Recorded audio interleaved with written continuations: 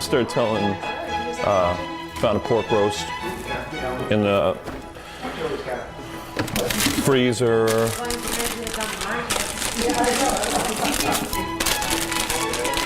Got a couple onions I'm looking for. Make a little mirepoix type of thing. Let's see. Yeah, I don't know if we have any celery. Thought I saw some celery. Oh yeah, there we go. We got some potatoes we're gonna do up. Celery, onions, we got some carrots.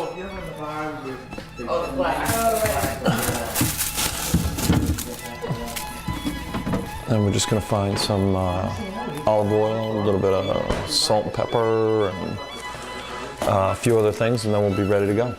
All right? Olive oil and salt and pepper.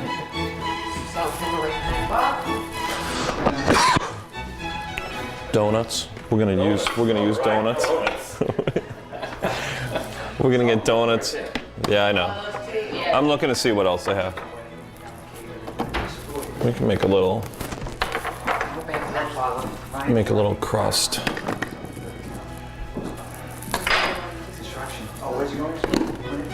Let's see what else they have in here. Some black pepper, whole peppercorns. We'll do a little spice crust.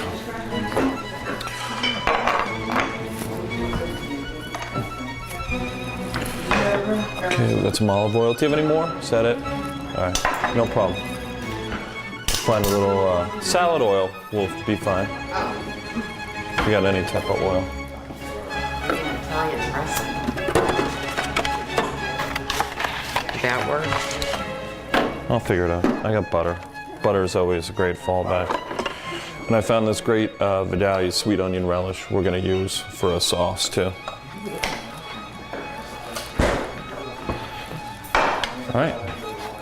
Another minute or two, I'll be ready to go. Hi, Scott Richardson from Bullfinch's Restaurant in Sudbury here with my friend Bob Heisen. We're at the Fitzgerald home in Sudbury, Massachusetts. We've got Roberta, Will, Ted, missing are Hannah and Ryan. We wanted to show Will's trophy from Sudbury Summer League basketball. He just won last night. We're all very proud of him. Good job, Will. Did you make the game-winning basket or anything like that? Any good stories? I think it was the MVP. MVP, there you go.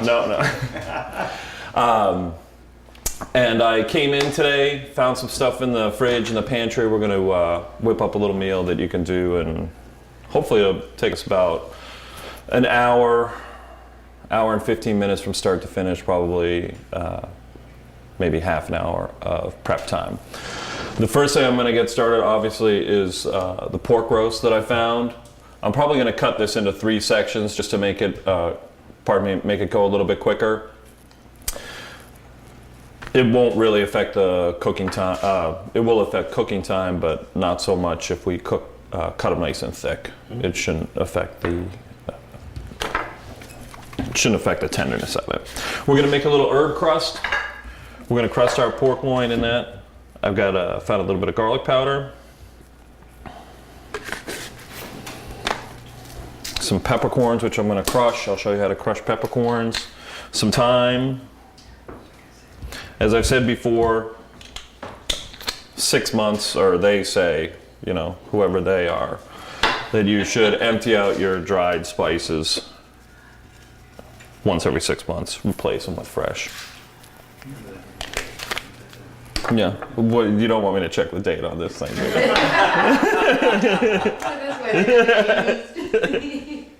Oh, this one's still sealed, even better. So I had, some thyme, some rosemary, a little bit of parsley, a little bit of garlic powder, and then we're going to show you how to crack peppercorns the old-fashioned way. I mean, when the herbs expire, they're still good. They're just not. They're still good. They're just not exactly. They're just not as intense. So we've got some peppercorns. Just use the back of a pan. Put your weight on it. Roll them forward and backwards. You can hear them cracking.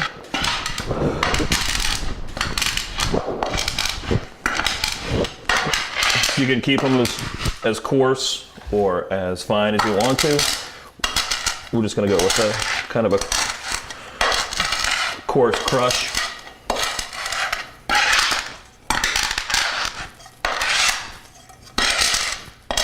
Using the edge of the pan a little bit too to crush them down there.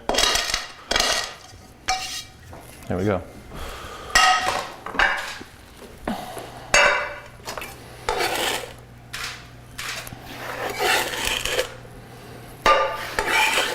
Got our fresh herbs and peppercorns in there. I'm gonna add a little salt.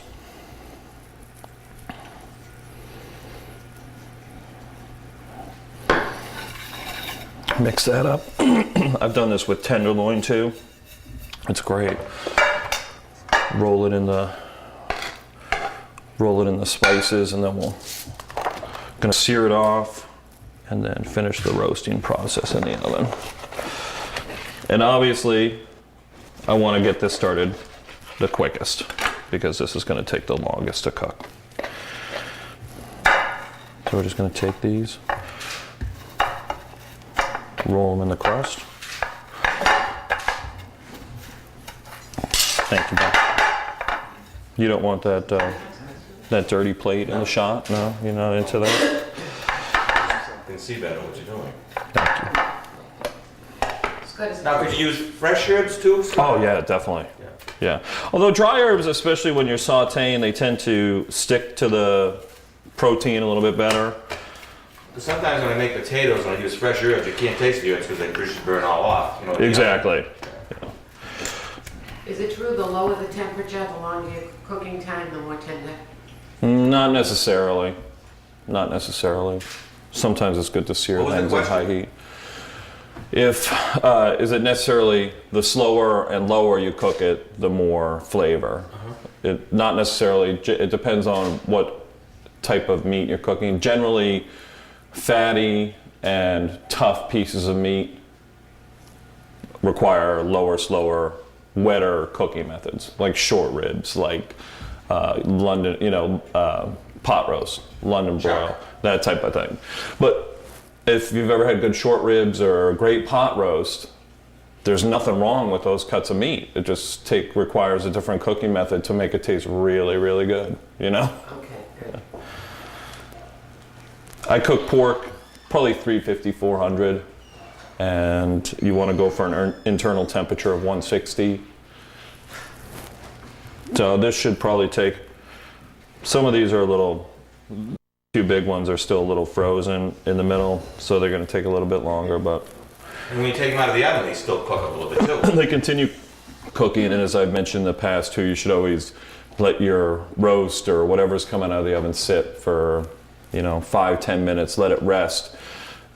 The meat, as it's cooling, contracts and sucks the juices back into the meat, so that if you take it right hot out of the oven and start cutting it, all those juices flow all over the place. You want to give your meat time to pull it back into itself. All right, so we're going to check the temperature on this. We're going to do a little, just got a hot pan. You know the deal, saute means to jump. You should have a nice hot pan. This might be a little too hot. You did it once and you had to start all over again. Yeah. So why? Yeah. But this is all you really need to do. What I'm going to do is I'm going to turn it down, hold this off. I'll dump this oil because it's already burned a little bit, and we'll start from scratch. Cooking with electric is a lot different than cooking with gas too. Well, it is, and in this case, I'd much rather have a pan that's too hot than a pan that we're all standing around waiting for it to warm up. So.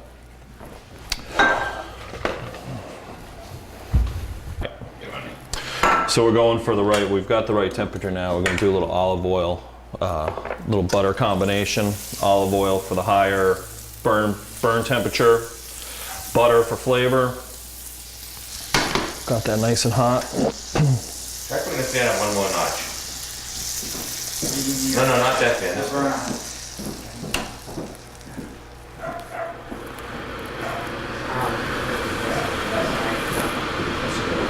Okay.